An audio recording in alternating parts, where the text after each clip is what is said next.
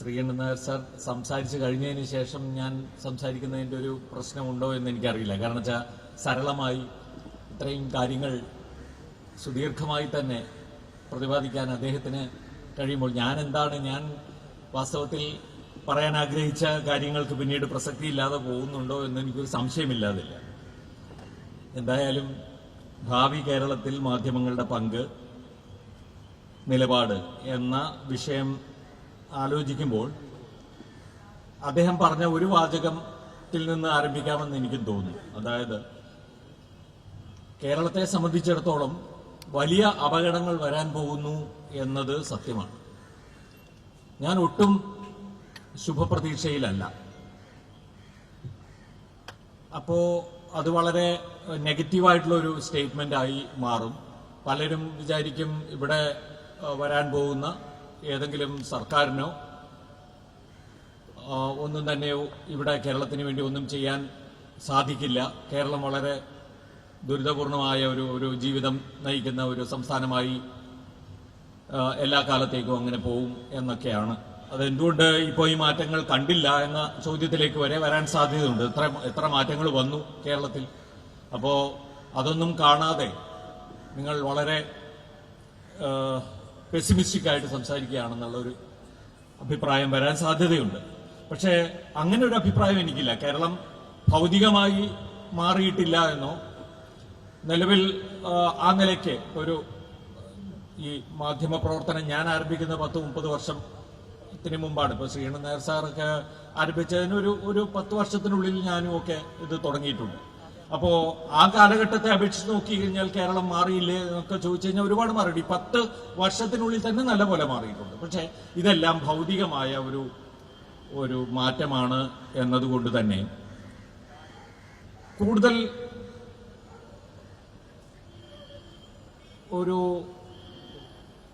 നമ്മുടെ തന്നെ കാഴ്ചപ്പാടുകളെ സംബന്ധിച്ചോ, നമ്മുടെ തന്നെ സാംസ്കാരികമായ വീക്ഷണങ്ങളെ സംബന്ധിച്ചോ ഒക്കെയുള്ള വിലയിരുത്തൽ നടത്തി കഴിഞ്ഞാൽ നമ്മൾ പോയിക്കൊണ്ടിരിക്കുന്നത് ഏതു വഴിക്കാണ് എന്ന് ചിന്തിക്കേണ്ടതുണ്ട്.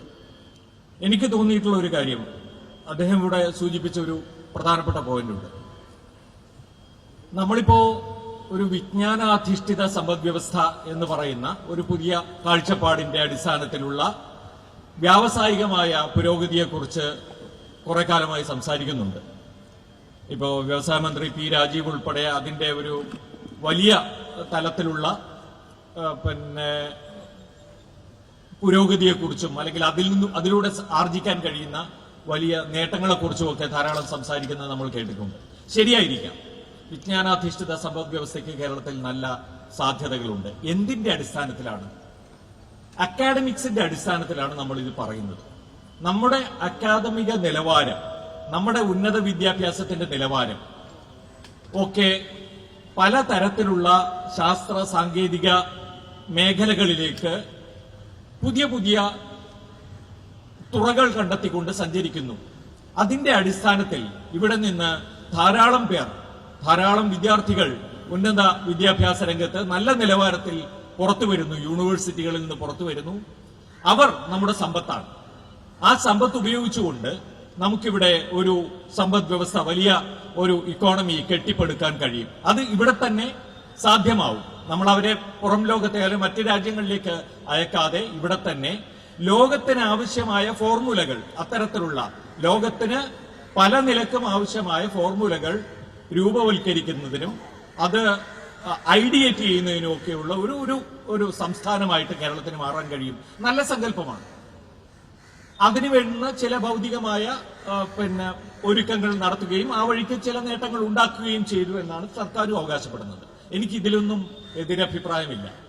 പക്ഷെ നമ്മൾ ആലോചിക്കണം, ഈ വിജ്ഞാനാധിഷ്ഠിത സമ്പദ് വ്യവസ്ഥയുടെ ഒരു ഉപരിതലം മാത്രമാണ്. നമ്മളിപ്പോ ഒരു കെട്ടിടം കാണുമ്പോൾ ഈ ഉയർന്നു വന്നിരിക്കുന്ന ഈ കെട്ടിടത്തിന്റെ പല നിലകൾ, അത് മാത്രം കണ്ടിട്ടാണോ നമ്മൾ ഇതിനെക്കുറിച്ച് സംസാരിക്കുന്നത് എന്ന് ചിന്തിച്ചു നോക്കേണ്ടതുണ്ട്. കാരണം ഈ അടിത്തറ എന്ന് പറയുന്നത് അത്ര നിസ്സാരമായ കാര്യമല്ല. ഈ അടിത്തറയിൽ എന്താണ് ഉള്ളത്? അത് ശുഷ്കമായാൽ നമ്മൾ ഈ കണ്ടിരിക്കുന്ന ഈ സ്വപ്നം, ഈ സങ്കല്പം അടപടലം ഇടിഞ്ഞു വീഴും. അത് സംഭവിക്കാനുള്ള ഒരു സാധ്യതയെക്കുറിച്ചാണ് ഞാൻ വ്യാകുലപ്പെടുന്നത്. അതിന്റെ കാരണം നേരത്തെ ശ്രീ ശ്രീകണ്ഠൻ നായർ സാർ പറഞ്ഞ ഒരു പോയിന്റ് തന്നെയാണ്. എന്താണ് കേരളം എന്ന് അറിയുക, കേരളത്തിന്റെ ചരിത്രവും കേരളത്തിന്റെ സംസ്കാരവും അതിന്റെ പല തലത്തിലുള്ള സാമൂഹിക വിവക്ഷകളുമൊക്കെ മനസ്സിലാക്കുന്നതിന് എത്രത്തോളം നമ്മളിപ്പോൾ തയ്യാറാണ് എന്നുള്ളതാണ്. നമ്മൾ എന്ന് പറയുമ്പോൾ ഒരു ഘട്ടം പിന്നിട്ട എന്റെ മുന്നിലിരിക്കുന്ന ഈ ഒരുപക്ഷെ ഭൂരിഭാഗം പേരും എന്ന് ഞാൻ പറയാം ഒരു മധ്യവയസ്സിലൊക്കെ എത്തുകയോ അതിന് മുകളിലൊക്കെ പോയി തുടങ്ങുകയോ ചെയ്ത ആളുകളുടെ കാര്യമല്ല ഞാൻ പറയുന്നത്. നമ്മളെന്ന് പറയുമ്പോൾ ഞാൻ എന്റെ മുമ്പിൽ കാണുന്നത് ഭാവി തലമുറയെ കൂടിയാണ്. ആ ഭാവി തലമുറയെ കൂടി കണ്ടുകൊണ്ട് ഞാൻ ചോദിക്കുകയാണ്, കേരളത്തിന്റെ അടിത്തറ ഭദ്രമാണോ? ഈ അടിത്തറയിൽ നമ്മളിപ്പോ ഒരു മാർക്സിയൻ സങ്കല്പത്തിന്റെ അടിസ്ഥാനത്തിൽ നോക്കുകയാണെങ്കിൽ സമ്പദ് വ്യവസ്ഥയാണ് അടിത്തറ, സംസ്കാരം മേൽക്കൂരയാണ് അല്ലെങ്കിൽ ഉപരിഘടനയാണ് എന്നാണ് പറയുക. പക്ഷേ ഞാനിവിടെ കാണുന്ന ഒരു കാഴ്ചപ്പാട് ഇപ്പോൾ സംസ്കാരമാണ് അടിത്തറ, സമ്പദ് വ്യവസ്ഥ എന്ന് നമ്മൾ ഈ പണമൊഴുക്കിന് ഒരു യാതൊരു കുറവുമില്ലാത്ത ഒരു സംസ്ഥാനമാണ് കേരളമെന്ന് മാധ്യമങ്ങളുടെ ചില മാധ്യമങ്ങളുടെ പ്രവർത്തനം തന്നെ തെളിയിച്ചുകൊണ്ടിരിക്കുകയാണ്. ഈ ഇഷ്ടം പോലെ പണമാണ്, എന്തും ചെയ്യാനുള്ള പണമാണ്. അപ്പൊ അത് എവിടെ നിന്ന് വരുന്നു എങ്ങോട്ട് പോകുന്നു എന്ന് നമുക്കറിയില്ല. അതുകൊണ്ട് പണമൊഴുക്കിന്റെ കാര്യത്തിൽ യാതൊരു ലോപവുമില്ലാത്ത ഒരു സമ്പദ് വ്യവസ്ഥയായിട്ട് കേരളം മാറുന്നു. പക്ഷേ അടിസ്ഥാന ആശയങ്ങളുടെ കാര്യത്തിൽ, സംസ്കാരത്തിന്റെ കാര്യത്തിൽ അടിത്തറ എന്ന് നമ്മൾ പറയുന്ന അതായത് ഒരു മാർക്സിയൻ സങ്കല്പം തിരിച്ചിട്ട് കഴിഞ്ഞാൽ, ഇവിടെ അനിൽ ശൈലേന്ദ്ര സാറുണ്ട്, അദ്ദേഹം കൃത്യമായി തീർച്ചയായിട്ടും ഞാൻ വിചാരിക്കുന്നത് അതിനെക്കുറിച്ച് മനസ്സിലാക്കിയിട്ടുള്ള ആളാണ്, ഒരുപക്ഷെ അതിനകത്ത് കമന്റ് ചെയ്യാൻ കഴിയുമെന്നാണ് ഞാൻ വിചാരിക്കുന്നത്. അപ്പോൾ ഈ സംസ്കാരത്തിന്റെ അടിത്തറ ഏത് നിലയിലാണ് ദരിദ്രമായിക്കൊണ്ടിരിക്കുന്നത്, ശുഷ്കമായിക്കൊണ്ടിരിക്കുന്നത്, ശൂന്യമായിക്കൊണ്ടിരിക്കുന്നത് എന്നതാണ് നമ്മുടെ വിഷയം. നേരത്തെ ഇവിടെ സൂചിപ്പിച്ചു, രാമചന്ദ്രൻ എന്ന ആകാശവാണിയിലെ ദീർഘകാലം വാർത്ത വായിച്ചുകൊണ്ടിരുന്ന ഒരാളെ നമ്മുടെ പുതിയ തലമുറയിലെ ജേർണലിസ്റ്റിന് അറിയുന്നില്ല എന്ന്. അതുപോട്ടെ, അതിഗുരുതരമായ ഇപ്പോ എന്താണ് ഈയിടെ ഏഷ്യാനെറ്റിലാണെന്ന് തോന്നുന്നു നമ്മുടെ മുഖ്യമന്ത്രി പിണറായി വിജയന്റെ പടവും കൊണ്ട് ഒരു യുവ ജേർണലിസ്റ്റ് പലയിടത്തും പോയി പലരോടും ചോദിക്കുക, ഇതാരാണെന്ന് അറിയാവോ, എന്നിട്ട് അദ്ദേഹത്തെ കുറിച്ച് ഒരു കമന്റ് പറയാമോ എന്ന് ചോദിക്കുന്നു. പിണറായി വിജയന്റെ പടമാണേ. 99% പേരും പറഞ്ഞു. അതിന് പകരം ബിനോയ് വിശ്വത്തിന്റെ പടമാണ് കൊണ്ടുപോയിരുന്നതെങ്കിൽ, ഞാൻ ഈ പടം കണ്ടിട്ട് വിജ്ഞാനം എന്നുള്ള അർത്ഥത്തിലല്ല കേട്ടോ, അങ്ങനെ സമീകരിക്കാനല്ല, കുറഞ്ഞ പക്ഷം അതിലെങ്കിലും എത്രത്തോളം നമുക്ക് ഈ 90% പോയിട്ട് എത്ര ശതമാനം വരെ നമുക്ക് അത് കാണാൻ കഴിയുമെന്ന് നമുക്കറിയില്ല. VD സതീശന്റെ പടം പോയാൽ എത്ര പേർ അത് കാണുമെന്ന് അറിയില്ല. അതുകൊണ്ട് നമ്മുടെ രാഷ്ട്രീയ തലത്തിലുള്ള നമ്മൾ ഏറ്റവും കൂടുതൽ ഒരുപക്ഷെ ഇന്ററാക്ട് ചെയ്യുന്ന ഒരു മേഖല എന്ന് പറയുന്നത് രാഷ്ട്രീയമാണല്ലോ. അവിടെ നിന്ന് പോയിട്ട് സംസ്കാരത്തിന്റെ തലത്തിലുള്ള അല്ലെങ്കിൽ എഴുത്ത്, വായന, മാധ്യമ പ്രവർത്തനം തുടങ്ങിയ മേഖലകളിലെ നമ്മുടെ അറിവിന്റെയും വിജ്ഞാന സമ്പാദന വ്യഗ്രതയുടെയും അല്ലെങ്കിൽ ആ താല്പര്യത്തിന്റെയും ഒക്കെ ദാരിദ്ര്യം എത്രത്തോളം രൂക്ഷമാണെന്ന് നമുക്ക് മനസ്സിലാവും. പത്രം വായിക്കുക എന്ന് പറയുന്നത് മാധ്യമ പ്രവർത്തകർക്ക് പോലും ഒരു അനിവാര്യതയല്ല. അവർ പത്രം വായിക്കുന്നത് എന്തിനാണ്? നമ്മൾ പണിയെടുത്താ പോരെ എന്ന ചോദ്യമാണ് ചോദിക്കുന്നത്. രാവിലെ ഇവിടെ വന്ന് ഞാൻ എന്റെ പണി നോക്കിയാൽ പോരെ, ഞാൻ എന്തിനാണ് പത്രം വായിച്ച സമയം കളയുന്നത്? പത്രം വായിച്ച സമയം കളയുക എന്നാണ് പറയുക ഇപ്പോ. അപ്പൊ അതുകൊണ്ട് ആ നിലയ്ക്ക് എങ്ങനെയെങ്കിലും ഏതെങ്കിലും തരത്തിൽ നമുക്ക് കാര്യസാധ്യം എന്നതിലപ്പുറം മറ്റൊരു തരത്തിലും ഒരു ഭാഗത്തും ഒരു ഗൗരവമുള്ള അന്വേഷണത്തിനോ വിചാരത്തിനോ സ്കോപ്പില്ലാത്ത ഒരു സ്ഥലമായി മാറിക്കൊണ്ടിരിക്കുകയാണോ കേരളം എന്നുള്ളതാണ്. ഇവിടെയാണ് മാധ്യമങ്ങളുടെ സമകാലിക മാധ്യമ പ്രവർത്തനത്തിന്റെ പരിമിതികൾ ബോധ്യപ്പെടുക എന്ന് നിങ്ങൾ മനസ്സിലാക്കണം.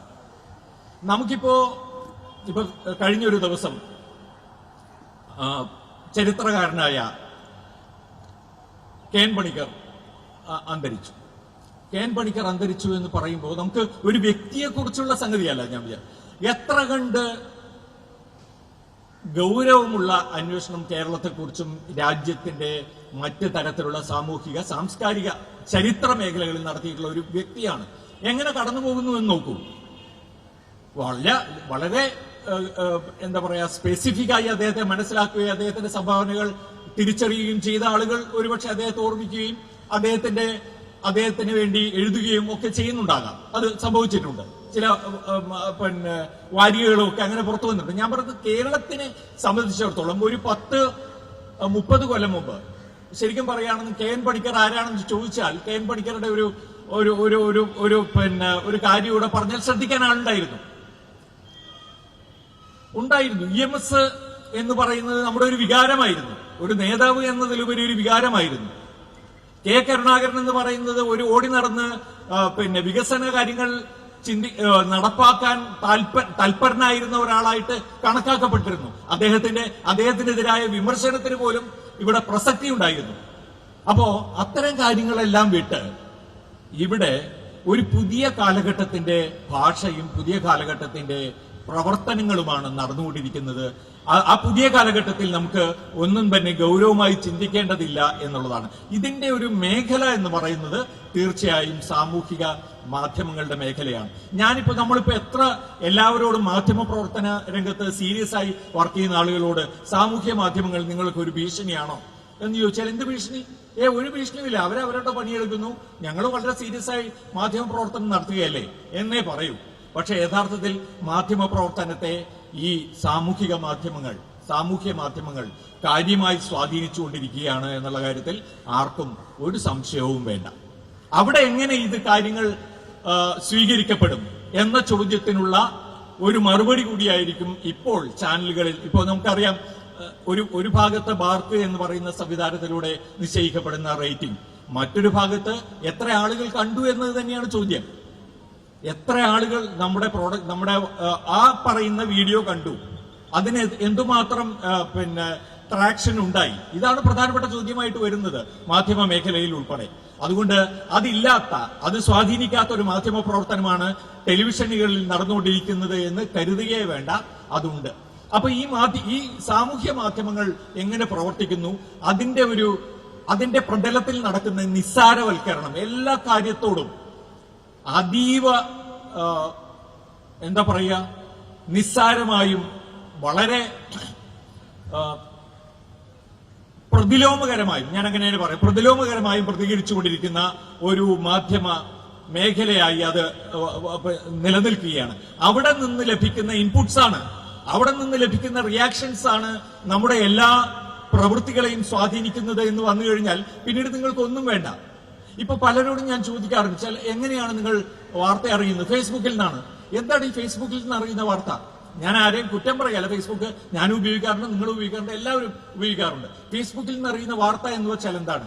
ഒരു തവണ നിങ്ങൾക്കറിയാം, ഞാൻ കേരള സാഹിത്യ അക്കാദമി അവാർഡുകൾ പ്രഖ്യാപിച്ചപ്പോൾ എന്റെ സുഹൃത്തുക്കളായ ചില ആളുകൾക്ക് അതിനകത്ത് പുരസ്കാരം കിട്ടി. ഞാനപ്പം ഫേസ്ബുക്കിൽ വെറുതെ അവരുടെ പേരുകൾ വെച്ചുകൊണ്ട് അവർക്ക് അഭിനന്ദനങ്ങൾ എന്നൊരു പോസ്റ്റ് ഇട്ടു. കിടക്കുന്നു. അതിന്റെ കൂട്ടത്തിൽ തന്നെ നമ്മുടെ ജോസഫ് സാർ ഉണ്ടല്ലോ, അദ്ദേഹത്തിനും കൂടി അവാർഡ് ലഭിച്ചിരുന്നു. അദ്ദേഹത്തിന്റെ പേര്, അദ്ദേഹത്തിന്റെ സുഹൃത്തായിരുന്നില്ല. എനിക്ക് പെട്ടെന്ന് എന്റെ സുഹൃത്തുക്കളായതുകൊണ്ട് ഞാൻ സുഹൃത്തുക്കളുടെ പേര് പറഞ്ഞൊരു പോസ്റ്റ് ഇട്ടതാ. വന്ന ആക്ഷേപം എന്തായിരുന്നു അറിയോ?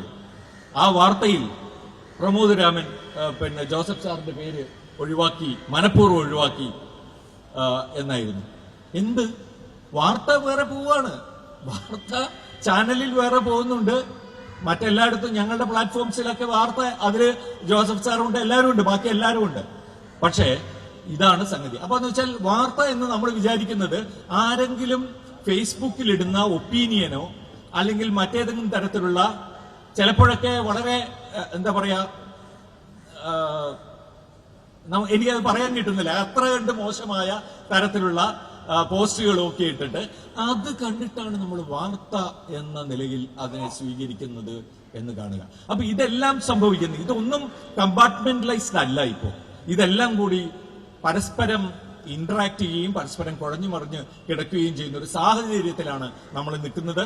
ഇത് മുന്നോട്ട് പോയി കഴിഞ്ഞാൽ നമ്മൾ ഗൗരവമായിട്ട് മാധ്യമ പ്രവർത്തനത്തിനെ കാണുന്നു എന്ന് അവകാശപ്പെടാൻ നമുക്ക് കഴിയുമോ എന്ന് എനിക്ക് ഭയങ്കര സംശയമുണ്ട്. കാരണം നമ്മൾ ഏത് നിലക്കാണ് നമ്മൾ ഗൗരവമുള്ള ഒരു വാർത്ത നമ്മൾ നൽകുന്നു എന്ന് പറയുന്നത്? ഗൗരവമുള്ള സംഗതി. ഞാൻ ഒരു കാര്യം പറയുകയാണെങ്കിൽ, ഇപ്പോ 2006 മുതൽ 2011 വരെ VS അച്യുതാനന്ദൻ സർക്കാർ അധികാരത്തിലുണ്ടായിരുന്ന സമയത്ത് എനിക്ക് ഓർമ്മയുണ്ട്. ഇപ്പൊ മെർക്കിൻസ്റ്റൺ ഇടപാട് എന്നൊരു സംഗതി ഉണ്ടായിരുന്നു, ഒരു വിവാദമുണ്ടായിരുന്നു. നിങ്ങൾ ആരെങ്കിലും ഒക്കെ ഓർക്കുന്നുണ്ടോ എന്നറിയില്ല. പിന്നെ കൃഷി വകുപ്പുമായിട്ട് ബന്ധപ്പെട്ടാണ്. ബിനോയ് വിശ്വമായിരുന്നു മന്ത്രി. അപ്പോൾ മെർക്കിൻസ്റ്റൺ ഇടപാടുമായി ബന്ധപ്പെട്ട വിവാദങ്ങളായിരുന്നു ഒരു ഘട്ടത്തിൽ വലിയ ചർച്ചയായത്. അപ്പോ അതുമായി ബന്ധപ്പെട്ട ചർച്ചകൾ നയിക്കാൻ എനിക്ക് ഉത്തരവാദിത്വം ഉണ്ടായിരുന്നു.